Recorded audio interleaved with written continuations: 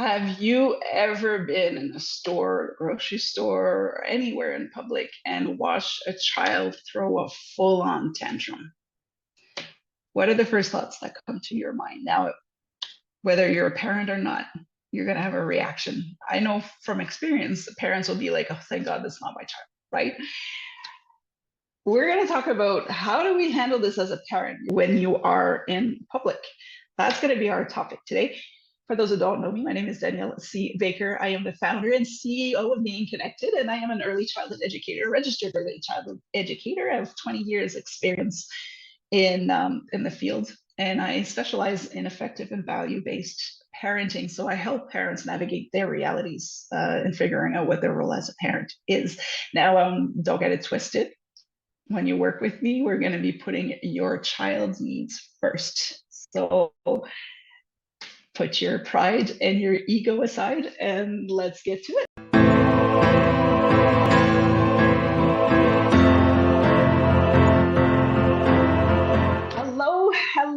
Hello. Welcome to the Talk to Danielle podcast. I am your host, Danielle C. Baker. And before we get started on today's topic, be sure to like, follow, subscribe to whichever channel you're listening or watching from. And of course, with season 2, this episode is brought to you by the Self-Esteem Doctor Online Academy with the amazing, beautiful, wonderful Dr. Simone Alicia, who has a wealth of resources on her online platform that can help with your child's self-esteem, their confidence. There's a lot of free resources, a lot of workshops, and so much that could work for children, teenagers, or even adults. I use it for myself too. I will admit to it.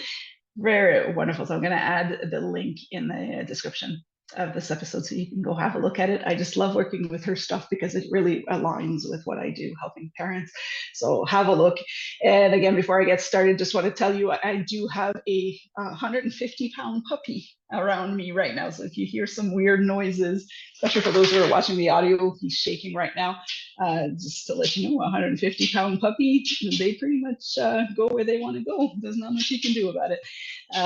Right now, he's just right here looking for head scratches. So you may hear some growling. He is a good guard dog as well.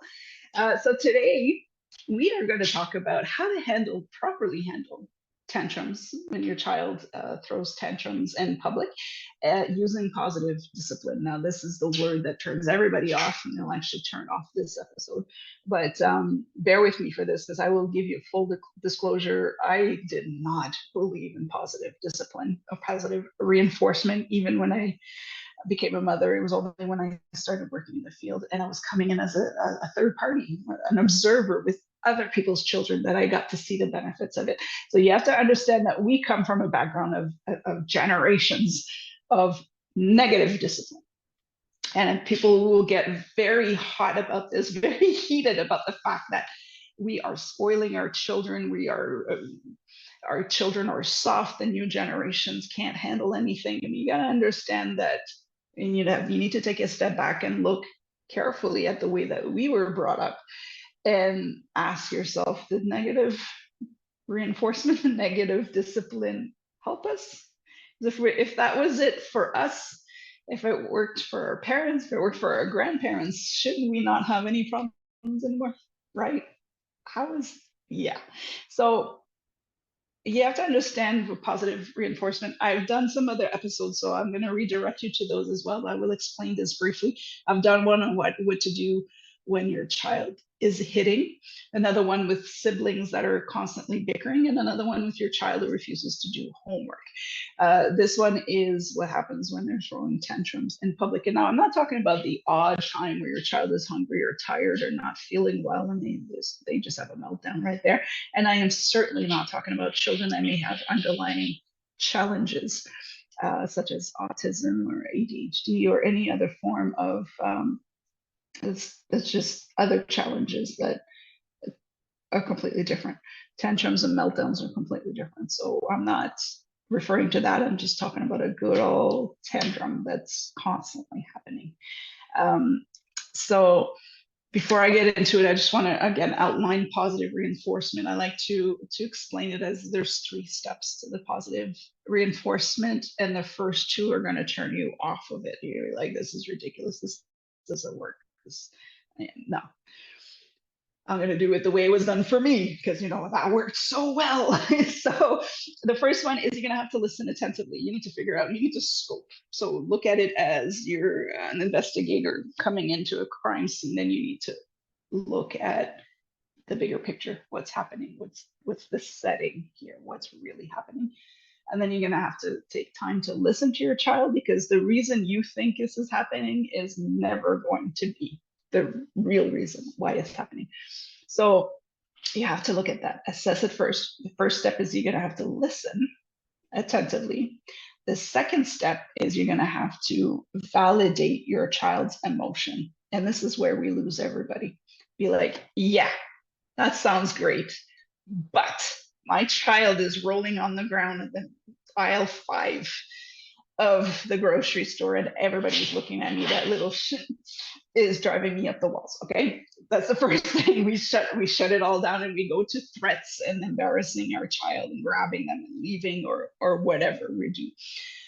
And the reason why it doesn't work for you is because you haven't taken time to look at the third step. And the third step is, how are you reacting to the situation? That is right off the bat. That's what's going to set the tone for how the situation is going to play out. Before it even starts, it's going to set the tone for how the situation is going to play out. How are you reacting? How are you showing up to your child? If you are coming in hot and heavy, and your child is hot and heavy, and your child is learning from your actions, what's happening? What are you teaching your child? Right? You're teaching your child to behave exactly the way that you're behaving. And right now you are behaving the way your child is behaving. So your child is having a tantrum because they're not getting the kind of cereal that they want. They're not getting the chocolate bar that they want. And you are having a tantrum because they're embarrassing you in public, and they're a horrible child, and they're out to get you, and blah, blah, I can't stand it. And this isn't, you're impossible. You're having your tantrum. It's just an adult tantrum. We call it differently, right? So that's, without that third step, it's not going to work for you, and you're just going to traumatize your child for the rest of their life. So that'll be a different episode. But so how are you showing up? How are you reacting with the situation? This is the first thing that's going to set the tone for you. I did have some notes on it just so that you understand. The first thing, okay, how are you showing up? You're going to have to listen. That your child is not ready to listen if they're in a full-on tantrum. That part of their brain that can listen and hear you and process everything you say, completely shut off. They're in the opposite side of the brain, handling their basic need. So they're not going to want to talk. They're not going to be able to express their emotions. So how are you supposed to do those 2 steps, right? How are you going to stop them? And this is the first thing that you do. It works. I'm telling you, 20 years of experience with this. All right. Pause. That's it. People get very uncomfortable with a pause. And I'm going to show it to you right now. For those who are listening on an audio, it's going to get weird real quick. For those who are watching the video, it's going to get even weirder because I'm going to be staring at you through a camera. But I'm going to start with 5 seconds just to show you the power of a pause. So we're going to go with 5 seconds right now.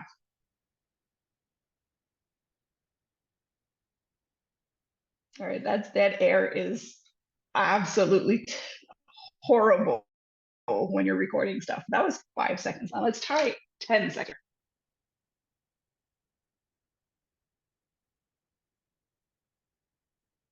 That was 10 seconds. Now you can go longer. People get very uncomfortable. Now, the wonderful thing about this too, your child is expecting you to react, right? You're not reacting, you're just staring at them. So they don't know what to do anymore. You're freaking them out. The best part of this happening in a public setting, your pause is making everybody else extremely uncomfortable. So they're not even judging you right now. They are also freaked out. They're just going to walk away. They won't stare. They won't even stare at you. They're very uncomfortable. If you do this in the meeting and you don't just silence for 30 seconds, you're going to see people shifting. Like right now, I'm a stimmer. I'm always fidgeting with stuff. So you're going to see this, like the pens, for those who are watching the video, I'm always doing something with my pen in my hand. If not that, then I'm working with my AirPod case or my chargers, the whole thing. So people are going to get very fidgety. They're going to start looking at walls and looking at tables. So in a public setting, the pause is absolutely amazing. It freaks your kid out, and that's not the point of this thing here, but it does get them to stop eventually. At first, they won't stop because they're in their feelings, but when they realize they're not getting a reaction from you and you're not yelling yet, they're going to look over and see it, and they're going to see that you're just staring at them. Stops everything, trust me.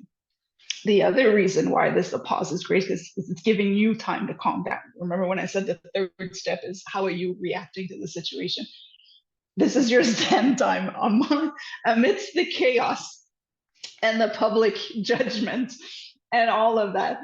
You can breathe and go, okay, I'm a RoboCop, I'm the Terminator. What's going on? You're stopping, you're staring, you're not saying anything. You're assessing the situation. What's going on? What happened? And then you can start thinking, your child is throwing a tantrum. There's a hidden need there. Were they tired? Is this taking longer than it was supposed to? Are they hungry? Right? Are they hot? Where I live, it's cold all the time. So, they've been sitting in this thing for 20 minutes. They're hot. They're melting. Of course, they're going to have some reactions. We go through that too. So you can assess a little bit, and that's going to help you. And then you can tell them when they've calmed down and you say, okay, this is not appropriate. This is not acceptable. It will never be acceptable. Right now, I'm really angry. I'm this very frustrated. I'm very upset, whatever emotion you identified. I'm going to need you to give me a minute to calm down, and then we're going to talk about this. Now, you may already be calm from the pause, but when you do that and you say, this is not appropriate, this is not acceptable, it will never be acceptable. But right now, I'm really upset about this. So you're going to have to give me a minute to calm down, and then we'll talk about this. You're teaching your child how to identify an emotion and how to handle it in a healthy way. This is the power of the positive discipline. They're learning through your actions, not your words. You're telling them, you're using words, but you stopped. You paused. You didn't go into a tantrum with them. You stopped. You paused. And now you're telling them, I'm upset. I'm frustrated.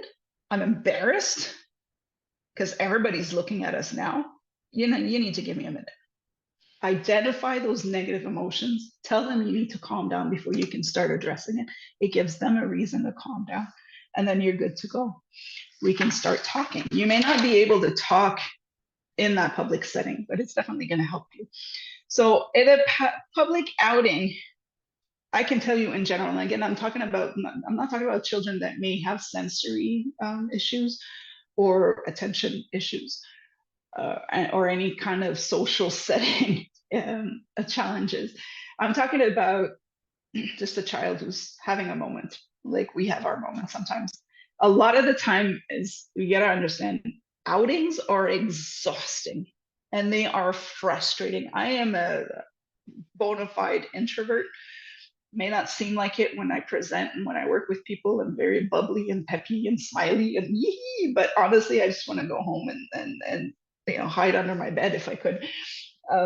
It's exhausting. It takes a lot of energy out of you. And a child who doesn't understand social settings, they don't understand their emotions, their needs are not being met. It's even worse. So a lot of the time, the hidden need there, or the hidden emotion, is the fact that they are frustrated, they are overwhelmed, they are exhausted, they're tired, their social battery is at below zero. Okay. So keep that in mind when you're trying to identify the hidden emotion, because you're going to have to teach them how to handle that emotion. So what do you do? If it's possible, if you can, depending on your public setting, if you can, leave. Okay. Don't worry about what others are thinking. Don't worry about your grocery cart. Leave. You can always having a full-on tantrum and you having a breakdown in public for 30 minutes is not helping you. Go home, come back another day. It's like I said, if it's possible, if it's an emergency, obviously you can. But if you can, leave. Don't worry about what the others are saying. You need to focus on your child's need. If your child is having a tantrum in public, there's a need that's not being met. And remember when I said we're working on your child's needs, your child is telling you, I don't want to be here right now. So get them out of there. Or nobody wants to be there. I get road rage in stores. So I want to get out of there. So leave. And if your child is doing this because they're not getting the toy that they want or the cereal, that's a good way of teaching them as well that this is not, why would I reward you for behaving like this? No, let's go home, reset, and then show me that you can do it in the right way. It's the same with when children are constantly fighting. Let's say like they're fighting over the same toy all the time, right? It's okay. Well, you guys, doesn't matter who started it. You guys obviously can't handle this. None of you can play with it until you figure out how to do this right. So that's how you do it. So leave and figure it out at home. What's going on? Most of the time it's because they're tired, they're hungry, they're hot. They're frustrated, they're overwhelmed. It was too much for them. It's too much for you. It's too much for them. If it's not possible for you to leave, then you need to kind of work at redirecting the attention. All right. The best thing is your child, before they have a tantrum, they will give you some nonverbal cues that it's about to happen. They'll start groaning, they'll start fidget, they might start throwing stuff, they might start tapping on the cart or whatever they are. Those are all cues that it's about to happen. You need to be tuned in on that to stop it before it happens. So redirect it, have them hold your grocery list, have them hold one of the boxes, keep them busy, give them a little task that they can have before they get to the tantrum. Once they're in tantrum mode, you can't negotiate with them, it's done. But before that, catch it, redirect it early, give them a responsibility. They're going to love this. Of course, this is for younger children. I don't know if you can still hear me because I think my headset, my earbuds just turned off, but hopefully you still can hear me. If this is a recurring thing, because this is something that you can do on the one-off when your child is having a rough day. If this is a recurrent thing, this happens every time, then you need to do one more step, and it's before you go. If you can, because not everybody has the setting where they can do this, they don't all have that luxury. But if they can, you talk to them before and say, okay, I'm going to the store, I'm going to get this. Are you up for it today? Be upfront with them, hold them accountable for their decision. If you're a single parent or you can't, you have to leave, you have to take them with you. Then you say, okay, this is what's happening. We're going there to do this, this, and this. That's it. So I need you to help me. And you go and do this, this, and this, and that's it. And not like, oh, well, I'm going to stop this. And, oh, I'm going to stop 20 minutes to talk to my high school friend that I just ran into. None of that. You stick to the plan so your child can trust you. Those are the best thing to do. We're going there to buy this, this, and this. So it's not special cereal. It's not a special toy. Today it's this, this, and this. Another day we can go and have a look. Today it's this, this, and this. So you can kind of work that through. If you do this regularly, you're kind of training your child to understand what the expectations are. So that's what that would look like. It is a lot of work, but if you look, like I said earlier, you're taking 5 minutes to explain, you're taking 5 minutes to redirect, you're taking 5 minutes to tell them this is not acceptable, this is how you're supposed to handle it. A lot better than the 45 minutes at the store, plus the public humiliation, and then all the grunting that goes on in the car on the way home.